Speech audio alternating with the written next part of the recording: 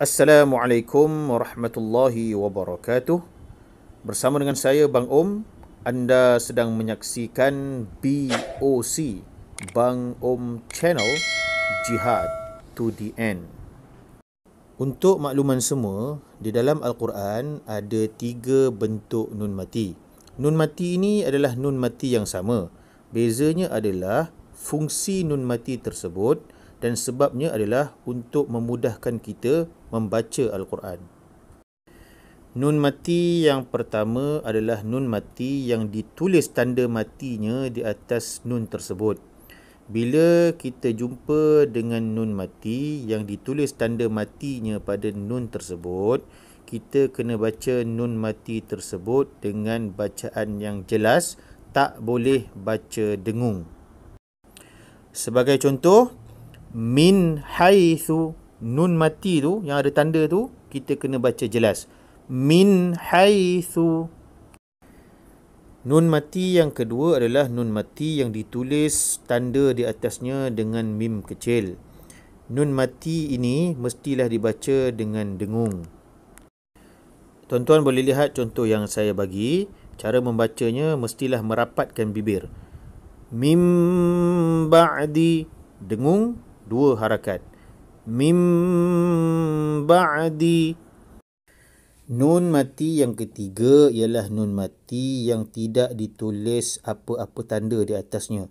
Tak ada tanda mati dan tidak ditulis mim kecil di atasnya. Nun mati ini mesti dibaca dengan dengung jika selepas nun mati ini bukan huruf lam ataupun bukan huruf ra. Jika nun mati ini yang tak ada tanda ni, nun mati yang kosong ni, jika dia jumpa dengan lam dan ataupun ra, bacaannya adalah tidak dengung. Seperti mil ladunhu. Nun mati tu bunyi lam mil ladunhu. Dan juga bila dia jumpa ra pun macam tu juga baca dia. Mesti nun mati tu bunyi ra. Mir rabbi, mir rabbi. Bacaannya adalah tidak dengung. Masih lagi dalam nun mati yang tiada tanda ataupun tiada ditulis tanda mati di atasnya ataupun tidak ditulis tanda mim kecil di atasnya. Nun mati ini kosong sahaja, jadi bacaannya adalah dengung. Sebab pada contoh ini, nun mati tidak berjumpa dengan lam ataupun tidak berjumpa dengan ra. Jadi cara bacaannya, faman ya'mal, kita baca faman ya'mal. Nun mati itu mesti bunyi ya. Faman ya'mal. Contoh yang kedua, nun mati bertemu nun, bunyi nun lah. Man nasya', man nasya'. Contoh yang ketiga, nun mati bertemu dengan mim, min mithlihi, kita baca mim mithlihi, mim mithlihi. Nun mati itu mesti bunyi mim. Dan contoh yang terakhir, nun mati bertemu dengan waw, min waraqi, kita mesti baca nun mati itu bunyi waw. Min waraqi, min waraqi.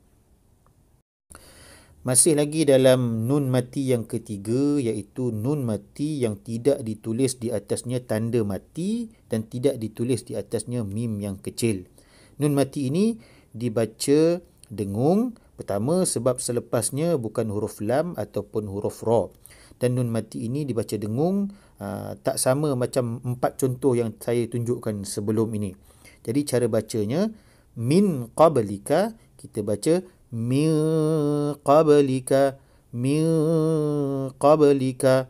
Jika nun mati yang tak ada tanda ini bertemu bukan dengan huruf lam dan ra dan bukan bertemu dengan 4 contoh yang saya tunjukkan sebelum ini, cara bacaannya adalah seperti min qablika.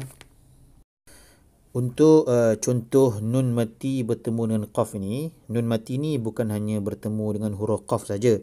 Nun mati ini bertemu dengan 15 huruf yang lain. Jadi tuan-tuan boleh tengok contoh ini di dalam Al-Quran melalui kaedah ataupun cara yang saya kongsikan di dalam video ini.